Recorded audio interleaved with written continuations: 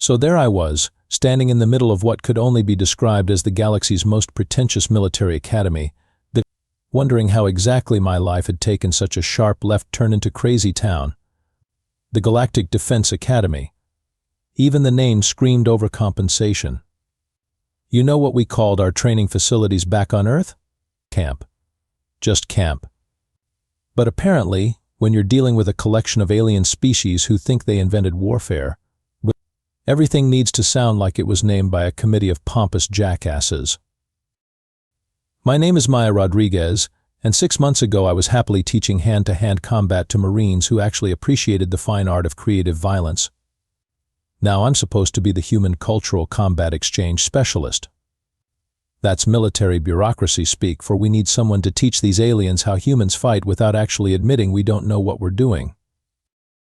The academy itself looked like someone had taken a shopping mall, painted it at gunmetal gray, and then let an interior decorator with a severe geometric obsession go wild.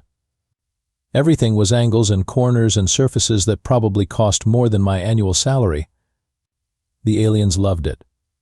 They kept talking about efficient design and optimal functionality. I kept thinking about how much it would hurt to get slammed into one of those perfect right angles. Speaking of aliens, let me tell you about Commander Thok-Vel. Picture a 7-foot-tall cross between a crocodile and a bodybuilder who's been hitting the steroids a little too hard.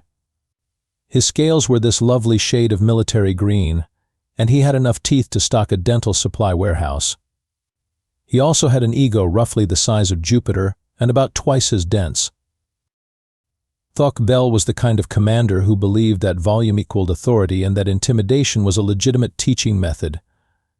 He strutted around the academy like he owned the place, which, to be fair, he kind of did. He was also absolutely convinced that humans were basically hairless space monkeys who'd stumbled into galactic society by accident. "The human arrives," he announced when I first walked into the main training hall, but his voice carrying that special blend of condescension and barely contained disgust that I'd grown to associate with middle management everywhere. "I trust you understand that this is a serious military institution, not one of your primitive Earth playgrounds." I looked around at the assembled crowd of alien cadets. We had Zeftari with their forearms and superiority complexes, Volcans who looked like someone had crossed a bear with a particularly angry houseplant, and a whole bunch of other species whose names I couldn't pronounce without risking a pulled tongue muscle. They were all staring at me like I was some kind of exotic pet that might do a trick if they watched long enough. "Oh, absolutely," I replied, dropping my gear bag with a satisfying thud. I can already feel the seriousness oozing from the walls. Very intimidating. "Did you guys hire the same decorator who did the Death Star?" The silence that followed was the kind of silence that makes you realize you've just stepped in something that's going to require a lot of explaining later. Thok-Vel's eyes narrowed to slits that would have made a crocodile proud. "Perhaps," he said, each word dripping with the promise of future unpleasantness, "the human would benefit from a demonstration of proper military discipline." And that, ladies and gentlemen, was when I knew this job was going to be way more interesting than advertised. The next morning brought what Thok-Vel generously called a basic orientation session, which was military speak for "let's see how quickly we can make the human cry."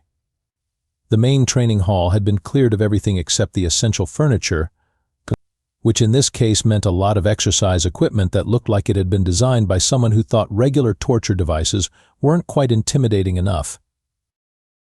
I'd drawn the short straw and was supposed to demonstrate human combat methodologies to a mixed class of alien cadets. The audience included about 30 beings from various species, all of whom were watching me with the kind of intense curiosity usually reserved for traffic accidents and reality TV shows. "Today, Mand," I announced, trying to project confidence while surrounded by creatures who could probably bench press a small aircraft, "but we're going to explore the subtle art of human combat techniques." Now, I know what you're thinking. Humans are squishy slow, and generally about as threatening as a particularly aggressive houseplant. But here's the thing about humans that most of the galaxy seems to have missed. I paused for dramatic effect. Public speaking had never been my favorite thing, but there's something about having an audience of potentially hostile aliens that really focuses the mind. We're sneaky little bastards. That got their attention. A few of the Zeftari cadets actually leaned forward in their seats. Even Zara Moth, a young Vulcan who'd been assigned as my cultural liaison and spent most of her time looking like she'd rather be literally anywhere else, seemed intrigued. Human combat isn't about overwhelming force, I continued, warming to the subject. It's about adaptation, improvisation, and a healthy disregard for playing fair. We're the species that looked at every other predator on our planet and said, "Hold my beer, I've got an idea." That's when Tocqueville decided to make his grand entrance. He didn't just walk into the room, he made an event out of it. The doors slid open with a dramatic swoosh, and he strode in like he was personally responsible for keeping the galaxy from falling into chaos. His boots clicked against the floor with military precision, and every cadet in the room immediately snapped to attention. "Forgive the interruption," he said, though his tone suggested he wasn't particularly sorry about anything. I felt it necessary to observe this demonstration of primitive Earth techniques. He said primitive Earth techniques the same way most people would say sewage treatment procedures. I could practically feel the temperature in the room drop a few degrees. "Please," Tocqueville continued, gesturing magnanimously, "continue with your presentation. I'm most curious to see what passes for combat instruction among your species. Now, I've dealt with my share of condescending superior officers over the years. It comes with the territory when you're trying to teach people how to efficiently break other people. But there's something about alien condescension that hits different. Maybe it's the fact that they're not even trying to hide their contempt. Or maybe it's the way they manage to make every word sound like they're doing you a personal favor by letting you breathe the same air." "Actually," I said, matching his tone with what I hoped was an equally impressive level of fake politeness, I was just explaining to the cadets how human combat methods tend to focus on efficiency over flashiness. We're big fans of the get-the-job-done and go-home school of fighting." "Efficiency," Tocqueville repeated, like he was tasting the word and finding it lacking. "How practical. Though I suspect what you call efficiency we might call desperation." Behind him, Administrator Pipwick had materialized like a nervous ghost. Pipwick was one of those species that looked like evolution had taken a wrong turn somewhere and decided to just roll with it. Picture a 6-foot-tall praying mantis who'd been dressed by someone with a severe addiction to bureaucratic accessories. He was constantly fidgeting with data pads and making worried chittering sounds whenever conflict seemed imminent. "Commander," Pipwick interjected, his voice carrying the desperate tone of someone who'd spent way too much time filling out incident reports. "Perhaps we should allow Instructor Rodriguez to complete her scheduled demonstration?"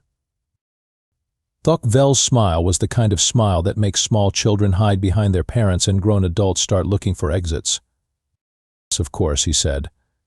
"But perhaps our human instructor would benefit from observing a proper demonstration first. After all, one can hardly teach what one has never truly learned."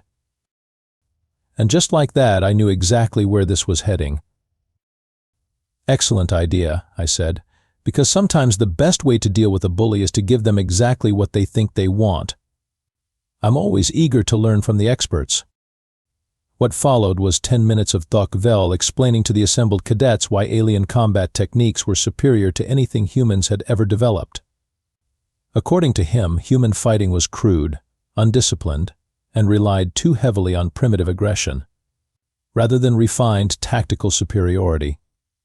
He used a lot of hand gestures and spoke in the kind of tone that suggested he'd given this particular lecture before. The whole time I stood there nodding politely and making mental notes about his stance, his balance, and the way he distributed his weight when he moved. It's amazing what people will reveal about themselves when they think they're showing off. The key to proper combat, Tocqueville was saying, lies in understanding the fundamental principles of leverage, momentum, and decisive action. Human techniques, from what I understand, tend to focus on crude brawling rather than elegant application of force. "Absolutely fascinating," I replied. But you know what they say about theory versus practice. And that got his attention. His head swiveled toward me with predatory interest. Indeed, he said, perhaps a practical demonstration would be beneficial. After all, the best way to understand proper technique is to experience it firsthand. This is the part where, if this were a movie, ominous music would start playing and the camera would do one of those slow zoom shots to emphasize the dramatic tension. Unfortunately, this was real life, which meant the only soundtrack was the nervous chittering from Administrator Pip Wick and the sound of 30 alien cadets holding their breath. I'd be honored, I said, because at this point, backing down would have been worse than whatever Thok VL had planned. What he had planned, it turned out, was a light demonstration of proper striking technique using yours truly as the designated target. He positioned me in the center of the training area, explaining to the cadets how important it was to understand the correct application of force. Now, he said, circling me like a shark that had found a particularly appetizing swimmer, the key is to deliver precise, controlled strikes that demonstrate superiority without causing excessive damage. Well, observe. Here's the thing about getting hit by someone who outweighs you by about 100 pounds and has the bone density of a small tank. It hurts. A lot. Thok VL's idea of a light demonstration involved a carefully calculated punch to my solar plexus that drove all the air out of my lungs and left me doubled over, trying to remember how breathing worked. As you can see, he explained to the cadets while I wheezed attractively, proper technique allows for complete control over the engagement. The human is incapacitated but not seriously injured. I straightened up, still catching my breath, and managed what I hoped was a good-natured smile. Very educational, I said. Mind if I ask a question about the follow-up technique? Certainly, Thok VL replied, clearly pleased with how well his demonstration was going. What happens when your opponent doesn't stay down? Before he could answer, I stepped forward, apparently eager to get a closer look at his stance, which put me exactly where I needed to be when he decided to demonstrate his light restraint technique with what he probably thought was a gentle tap to my jaw. The sound of my jawbone popping out of its socket was surprisingly loud in the quiet training hall. It made a wet clicking noise that caused several of the more sensitive cadets to make distressed noises. Thok VL had probably been going for intimidating, but the look of genuine surprise on his face when I didn't immediately collapse suggested he'd hit a little harder than intended. Fascinating, I said, though it came out more like fashionashting on account of my jaw hanging at an interesting new angle. That's definitely going to leave a mark. The training hall had gone dead silent except for Administrator Pip Wick's increasingly frantic chittering. Thok VL stood there looking like someone who'd just realized he'd stepped in something much deeper than anticipated. Perhaps, he said carefully, we should summon medical assistance. I held up a hand to stop him, then reached up and grabbed my own jaw. The crack as I popped it back into place echoed through the training hall like a gunshot. There we go, I said, working my jaw experimentally. Good as new. Now, about that follow-up technique I mentioned. The thing about dislocated jaws is that they hurt like hell, but they're surprisingly easy to fix if you know what you're doing. Growing up with 3 older brothers who viewed me as their personal crash test dummy had provided me with an extensive education in field medicine and creative pain management. Plus, Marines aren't exactly known for their delicate constitutions. What I hadn't expected was the effect my little self-administered medical procedure would have on my alien audience. They were staring at me like I'd just performed a miracle, or possibly like I'd revealed myself to be some kind of demented space zombie. The silence was so complete I could hear Administrator Pip Wick's mandibles clicking nervously. Right, I said, flexing my jaw to make sure everything was properly aligned. So that was definitely educational. I particularly appreciated the lesson on calculated force application. Very precise. Very controlled. I paused, meeting Thok VL's eyes directly. Mind if I share a little human wisdom on the subject? Thok VL, to his credit, managed to maintain his composure despite the fact that his supposedly devastating demonstration had been treated like a minor inconvenience. "By all means," he said, though I detected a certain wariness in his tone that hadn't been there before. "See, the thing about human combat techniques," I said, starting to circle him the same way he'd circled me, "is that we don't really believe in pulling punches. We figure if you're going to hit someone, you might as well make it count. Efficiency, like I mentioned before." I could see several of the cadets leaning forward in their seats. Even Zara Moth had stopped looking like she wanted to disappear into the floor. "Now, I realize that might seem crude to someone with your obviously superior training," I continued, "but we've found it works pretty well for us. Want to see what I mean? Here's a professional tip. Never ask a rhetorical question right before you're about to punch someone. It gives them time to think, and thinking leads to dodging, and dodging makes everything unnecessarily complicated."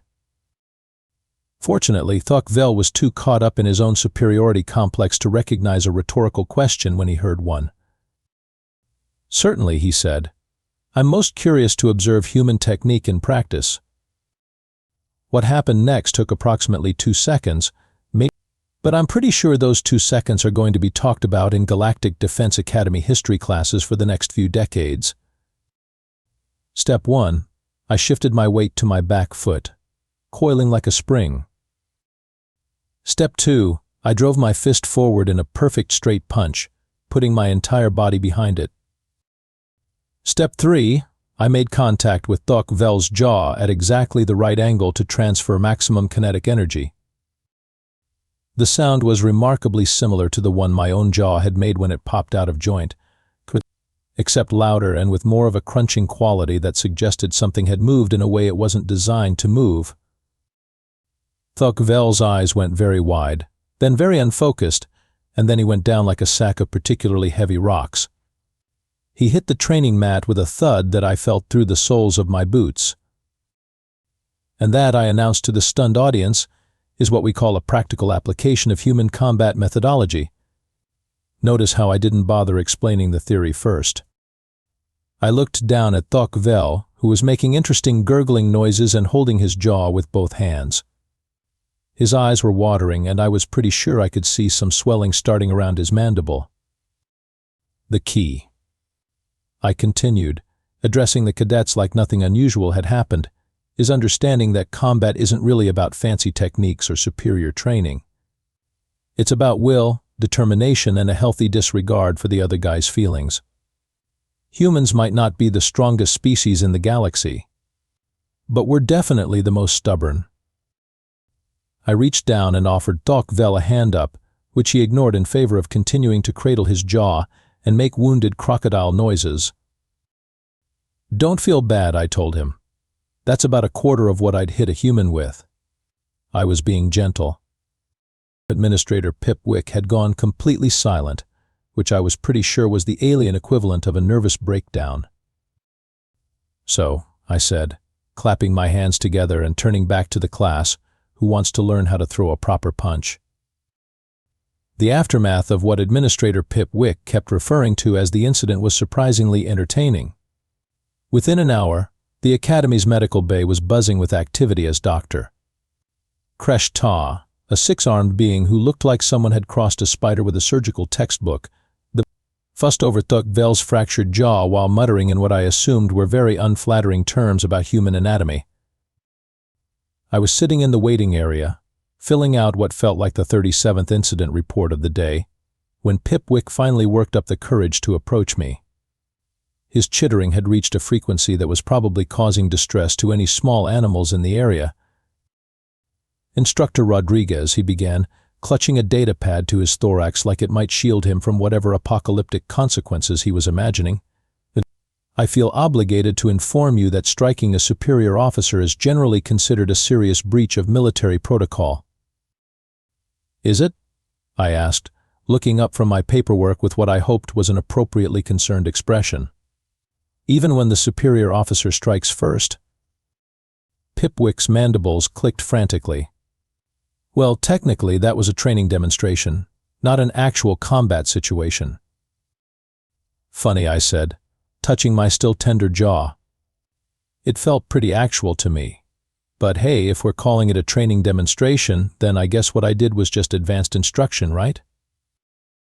Before Pipwick could work through the logical implications of that statement, Zara Moth appeared at my elbow. She'd been hanging around the medical bay for the past hour, ostensibly as my cultural liaison, but mostly just watching the chaos unfold with what appeared to be fascination. "Instructor Rodriguez," she said, her voice carrying that careful tone people use when they're not sure if they're about to say something incredibly stupid. "May I ask you a personal question?" "Shoot." "Way. Is it true that all humans can do what you did? The jaw thing, I mean. And the other thing?" I considered the question seriously. "Well, not all humans can reset their own dislocated joints, but most of us can if we have to. As for the punching thing, yeah, pretty much any human who's had basic combat training could do what I did. We're not particularly strong compared to most of you guys, but we're tough as hell and we don't quit easy." Her large, dark eyes went even wider. "But Commander Thok-Vel is considered one of the finest warriors in the Galactic Defense Force. He's won 17 individual combat competitions against other aliens," I pointed out. "See, here's the thing nobody bothered to mention in my briefing materials. You guys fight like you're performing in some kind of elegant ballet. All technique and form and showing off. Humans fight like our lives depend on it, because usually they do." That's when Dr. Kresh Ta emerged from the treatment room, all 6 arms moving in what I'd learned to recognize as the alien equivalent of throwing up your hands in exasperation. "The patient will recover," she announced, "though I recommend a liquid diet for the next several weeks." The fracture was quite clean, actually. Almost surgical in its precision. "Thanks," I said. "I take pride in my work." Dr. Kresh Ta's compound eyes fixed on me with what might have been professional interest. "Instructor Rodriguez, if you don't mind my asking, exactly how much force did you use in that strike?" "Oh, maybe 20% of what I'd use on a human opponent," I said. I was trying to be gentle, didn't want to cause any permanent damage. The silence that followed was the kind of silence that makes you realize you've said something that's going to be quoted in official reports for years to come. 20%, Dr. Kresh Ta repeated slowly. "Give or take. Human bones are denser than most alien species, so we're used to hitting harder. Plus, we've got that whole adrenaline thing working for us." "Adrenaline thing?" Zara Moth asked. "Chemical reaction to stress or danger. Makes us stronger, faster, and significantly more resistant to pain. Very handy in combat situations." I paused. "Also makes us a little crazy, but that's usually a feature, not a bug." Administrator Pipwick had stopped chittering, which was somehow more ominous than when he'd been making noise. He was staring at his data pad like it contained the secrets of the universe, or at least a really complicated insurance claim. "Instructor Rodriguez," he said finally, "I'm beginning to think there may have been some significant oversights in our species compatibility assessments." "Yeah," I agreed. "You might want to look into that." 3 weeks later, I was standing in the same training hall where I'd administered what the Academy's official reports diplomatically referred to as cross-species educational correction, watching a new group of alien cadets practice basic human combat techniques. The difference in atmosphere was remarkable.